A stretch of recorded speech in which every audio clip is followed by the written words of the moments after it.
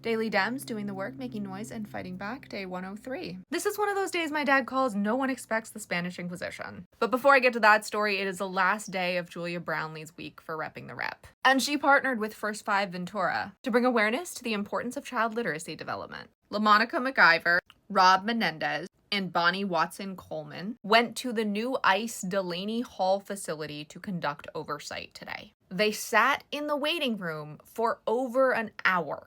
The Newark mayor, Ras Baraka, showed up to do a press conference with them. He'd been trying to conduct his own oversight of the facility all week, but they hadn't been letting him in. So he showed up and the agents demanded he move off of the property, back to where the protesters were and have been for days. They then invited him back onto the property to talk to him, because he was just waiting for these three to get out of their tour. The agents got a call from someone, and even though Mayor Baraka was not on their property, they arrested him. It was chaotic and not a safe situation. McIver and Watson-Coleman went into mom mode and tried to protect him. Also keep in mind, Watson is 80 years old and the agents still roughed her up. This press conference happened after all of that. And then, lo and behold, they did get their tour. Following all that, they went to the facility where Mayor Baraka was being held, which was basically the field office. And they stayed there and held press conferences and gave interviews to media until Mayor Baraka was finally released around 7:30. He believes he was targeted, pretty obvious that he's right. And the charges have not been dropped.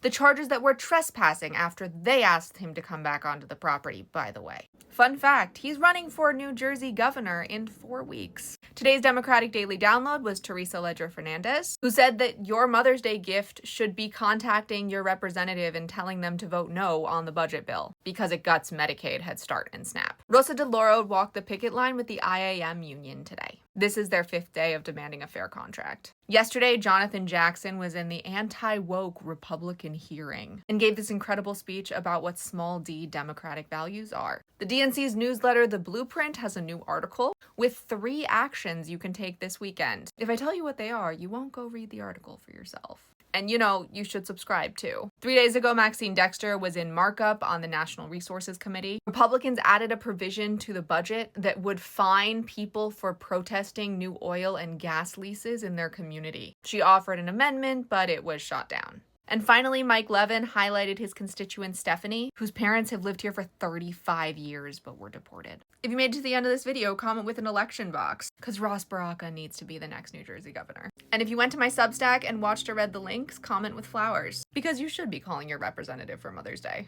Our voices are our superpower, but only when we use them.